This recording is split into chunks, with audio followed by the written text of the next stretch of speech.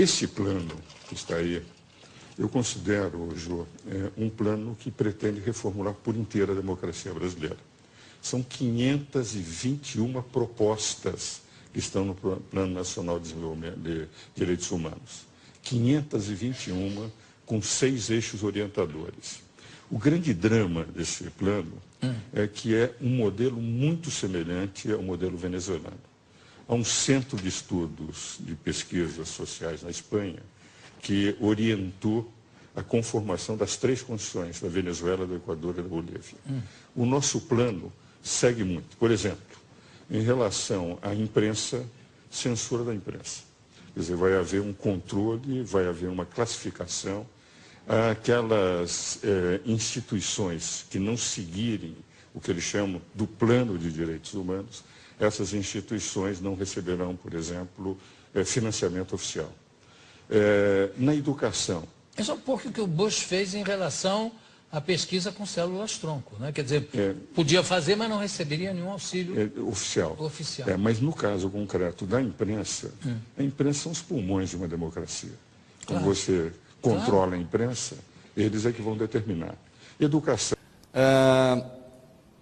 Eu tenho já há bastante tempo tratado com muita dureza, às vezes, do que eu chamo ameaça à liberdade de imprensa, que é um pecado em que incorre esse governo de maneira reiterada, de maneira sistemática, de maneira metódica.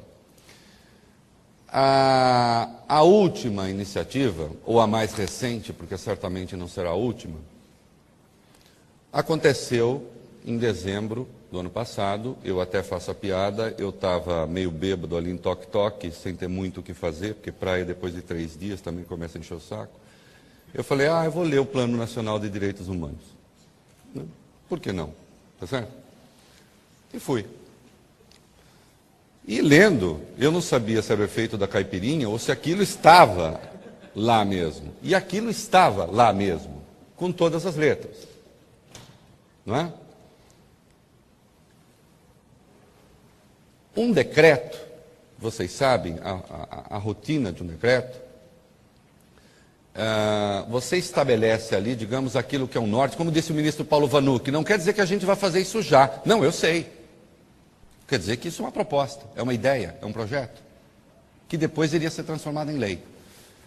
Então, aí sim, o mais grave, a liberdade de imprensa,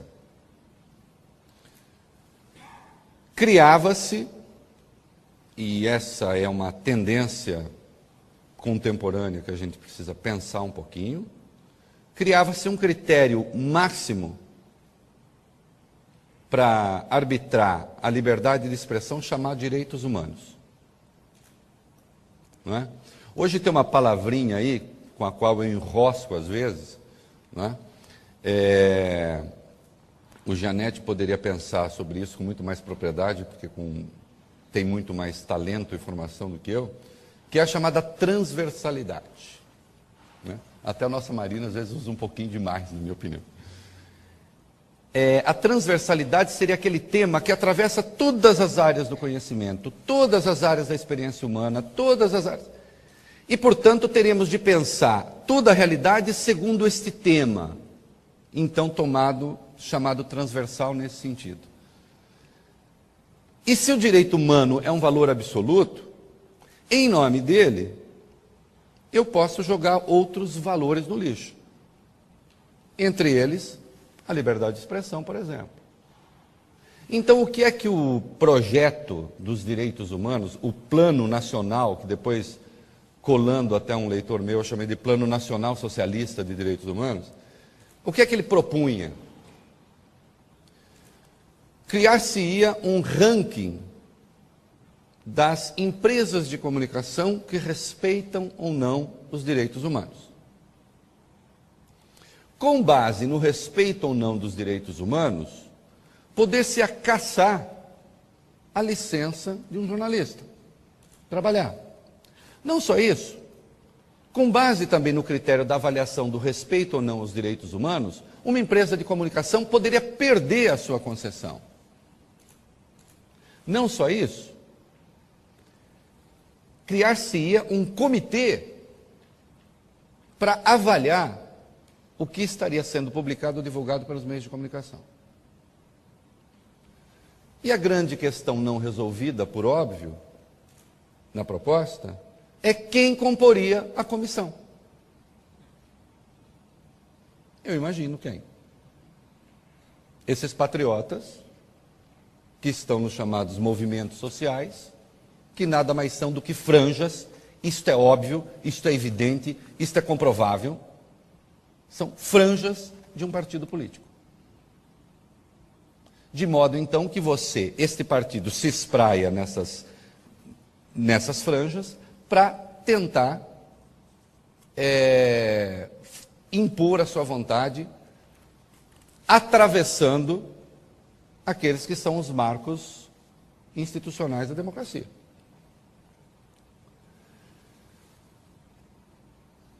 O tema do seminário é bom: coragem de defender a liberdade. É preciso coragem, sim.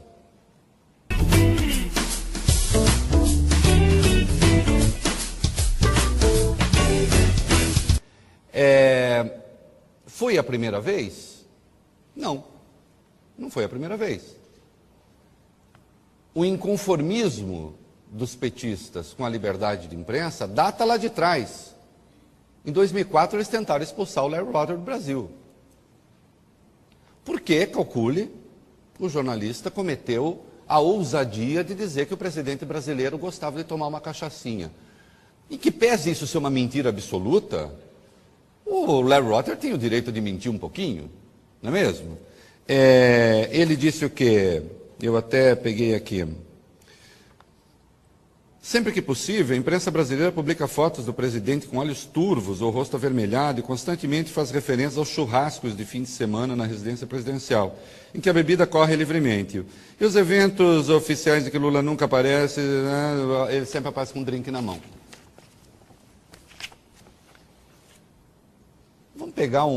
Vamos pegar um presidente que nunca foi tomado como referência americano, que nunca foi tomado como referência de civilidade democrática. Lembre-se o que a imprensa dizia do George Bush, tanto americana quanto estrangeira. Ocorreria, em algum momento, expulsar um jornalista porque fez uma crítica pessoal ao presidente? Crítica pessoal é uma crítica de comportamento, do seu comportamento público. Não obstante, se tomou a iniciativa de caçar, depois voltaram atrás, o visto. E ali estava claro o inconformismo com a liberdade de expressão, que permanece ainda hoje. Eu estou falando aqui de ameaças que são de ordem legal, mas elas não são únicas. Na verdade, existem 3 ordens de ameaças. Estas que são legais, aquelas que são econômicas, que são sérias, e há aquela, eu diria, propriamente política. Falarei brevemente das 3. Tentaram expulsar o Larry Rotter em maio de 2004. Em agosto, o Lula enviou a proposta de criação do Conselho Federal de Jornalismo. Uma proposta que passou pela lavanderia de um sindicato, pela lavanderia moral, pela lavanderia ideológica da Federação Nacional de Jornalistas, que é um outro aparelho do PT. Eu desconheço um só jornalista da federação que tenha pisado numa redação uma única vez. E não porque eles são dos jornalistas modernos que trabalham em casa, não é isso não. É que são todos eles vindos de assessoria de imprensa de estatais. Nós estamos falando de um aparelho. A Federação Nacional de Jornalistas apresentou a proposta da criação do Conselho Federal de Jornalismo, que, vejam senhores, propunha cassação de licença de jornalista, cassação de concessão de empresa, cassação... Tudo igual. A mesma proposta que depois apareceu no decreto dos supostos direitos humanos, apareceu, ou no suposto decreto dos direitos humanos, é melhor, apareceu, já tinha aparecido na criação do Conselho Federal de Jornalismo. Igualzinho. Fez-se a Conferência de Cultura. A Conferência de Cultura pregou o controle dos meios de comunicação, etc. Fez-se a Confecom, do Franklin Martins, este grande democrata do MR8, não é? Que escreveu aquela carta linda sobre o sequestro do presidente, relatando o sequestro do embaixador americano, da qual ele tanto se orgulha, que ele mantém no blog dele ainda hoje, como se fosse uma espécie de norte ético na popa, voltada para o passado. Fez-se a Confecom. A Confecom fala do controle social dos meios de comunicação e da revisão de todas as concessões dos canais de televisão. O alvo, evidentemente, é um só, chama-se Rede Globo. Querem fazer da Rede Globo a RTC brasileira. Ah, mas o Lula não tem essa virulência que tem o Chaves. Eu sei que não tem. O discurso é muito mais suave. Não quer dizer que as ações no campo institucional não tentem ser deletérias. Uma coisa é não ser chavista porque não pode, outra coisa é não ser chavista porque não quer. No momento não pode. Se vai continuar no poder, não sei. Isso vai depender da sociedade.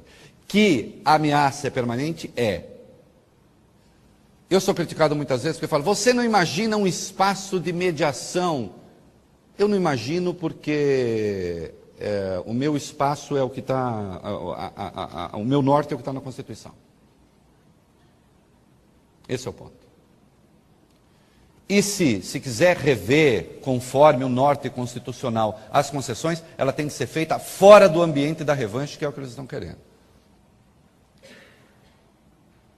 Não se conformam com a liberdade de imprensa.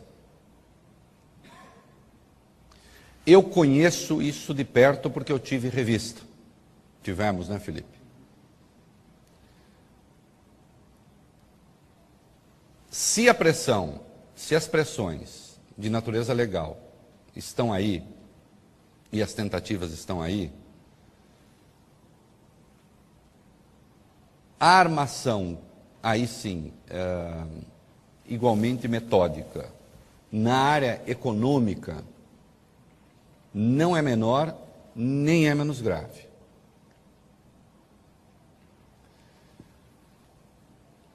As estatais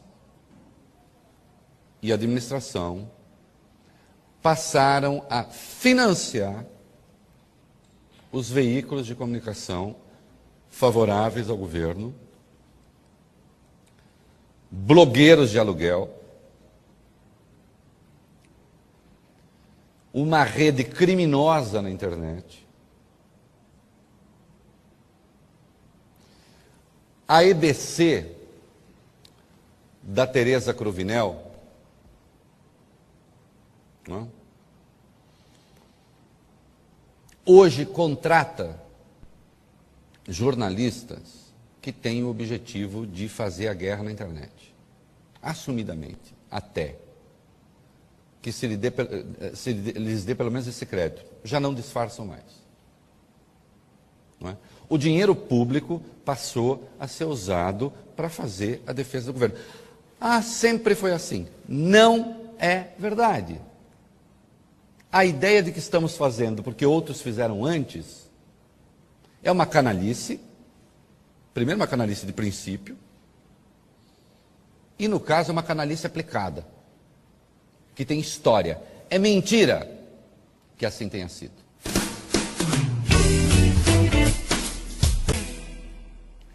E os veículos que não rezam segundo, então, essa cartilha, são claramente punidos. Eu não vou ficar aqui dando nomes, porque fica parecendo. Mas é evidente que Banco do Brasil, Petrobras, Caixa Econômica Federal, não há nenhum critério para regular a distribuição dos anúncios dessas estatais, nem mesmo da administração direta, da administração pública. Não há nenhum critério ligado a mercado, ligado a número de leitores, ligado a número de telespectadores. Não. O critério é absolutamente outro. É um critério de natureza política. Não é? Partem para o esmagamento. Eu tive uma revista chamada Primeira Leitura, que tinha 30 mil exemplares, vendia quase tudo, tinha um site com quase 3 milhões de page views. Tive no período 2 anúncios do Banco do Brasil. O terceiro ficou condicionado à minha disciplina. Se é que vocês me entendem. Porque também não dá você. E há quem faça, né? Há quem cumpra as vontades. Mas as coisas não param por aí. Existem hoje, e propostas, todas elas ligadas a grupos de esquerda, a maioria ligada ao partido, cujo nome não precisa ser pronunciado, né? Há perto de 140 propostas no Congresso, saibam os senhores, para regular a publicidade em televisão. Regular quer dizer impedir. A grande líder desse debate é a Anvisa. A Anvisa, essa Agência Nacional de Saúde. Uma das propostas é para proibir a publicidade de alimentos não nutritivos entre 21 horas e 6 da manhã. Ou melhor, até as 21. Só permitir das 21 às 6 da manhã. Quando você vai olhar o que entra nesta proposta da Anvisa, biscoito, refrigerante, água, entra como alimento pouco nutritivo, chá. Deixado por conta desses malucos, a empresa privada para de anunciar. Para de anunciar. Em nome do risco que o produto representa. Não é? Seguindo os princípios, não se pode anunciar um carro, porque o mau uso do carro, evidentemente, pode conduzir alguém à morte. A publicidade ficaria restrita aos produtos saudáveis vendidos pela Petrobras. Caixa Econômica Federal, né? E Banco do Brasil. Ora, à medida que você reduz, evidentemente, o universo anunciante privado, você torna a imprensa refém das empresas públicas. E, portanto, e da administração, e, portanto, refém da política.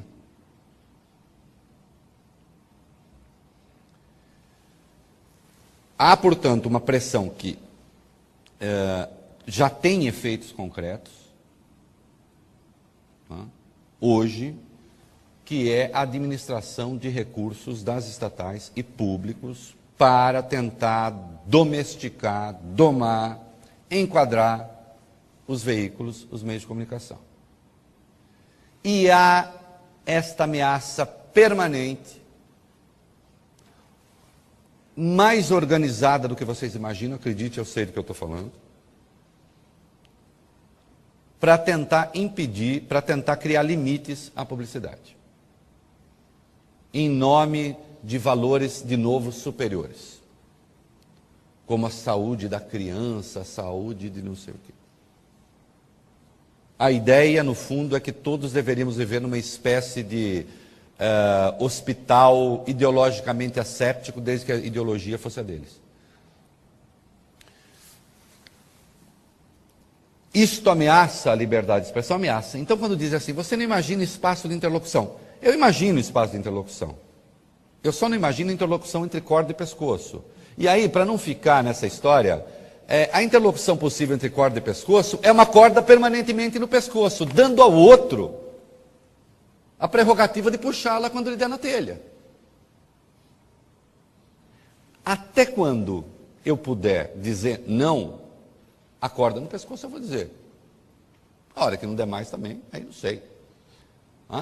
Mas até quando eu puder dizer não, vou dizer.